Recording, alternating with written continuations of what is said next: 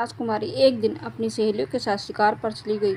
राजा को इस बात का बिल्कुल भी पता नहीं था। जब राजा ने देखा कि राजकुमारी नहीं, तो राजा ने पूछा, राजकुमारी कहाँ चली गई? सेनापति आया और कहने लगा कि राजकुमारी आज अपनी सहेलियों के साथ शिकार पर गई है, जबकि उन्हें ऐसा नहीं करना चाहिए था।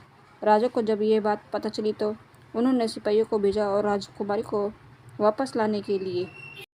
राजकुमारी अपने शिकार में इतनी मगन हो चुकी थी कि उन्हें यह भी नज़र नहीं आ रहा था कि वहाँ पर एक साधु महाराज जी तपस्या कर रहे हैं। साधु महाराज जी को शिकार समझकर राजकुमारी ने तीर चला दिया और साधु महाराज जी को तीर लग गया। अब राजकुमारी साधु महाराज जी के पास गई और उन्होंने देखा कि साधु महाराज जी के तीर लग गया है। उन्होंने माफ़ी मांगनी चाहिए। साधु महाराज जी ने कहा, अब तुम्हें इस बात की सज़ा मिलेगी। मैं यहाँ पर तपस्या कर रहा था, तुम मेरी तरफ ध्यान नहीं दिया, मुझे तीर लग गया। राजकुमारी ने बहुत बार विनती की, लेकिन साधु महाराज जी ने उन्हें क्षमा नहीं कर रहे थे। साधु महाराज जी ने अपने मंत्रों को राजकुमारी पर जल से जैसे ही फेंका तो राजकुमारी गिलहरी के रूप में आ गई। राजकुमारी गिलहरी बन चुकी थी और साधु महाराज जी मरने को तैयार ही थे। तभी वहाँ सेनापति आ गए। सेनापति ने बहुत समय याचना की और कहा कि राजकुमारी को माफ़ कर दीजिए। सेनापति ने कहा कि राजा को बहुत दुख होगा। साधु महाराज जी ने कहा कि ठीक है, मैं तुम्हारी विनती सुन लेता हूँ। तुम्हें एक काम करना होगा। उस पहाड़ी पर एक ऐसा फूल होता है जिसको जाकर तुम राजकुमारी को खिला दोगे तो वैसे ही रूप में आ जाएगी। और उसके साथ साथ महाराज जी यह कहकर इस दुनिया से चले गए। सेनापति भागते हुए राजा के पास गए, पूरी बात राजा को बताई। राजा को बड़ी चिंता होने लगी। राजा यही सोचने लगे कि भाग्य का लिखा कोई नहीं मिटा सकता, हमें उसके सामने झुकना ही पड़ता है।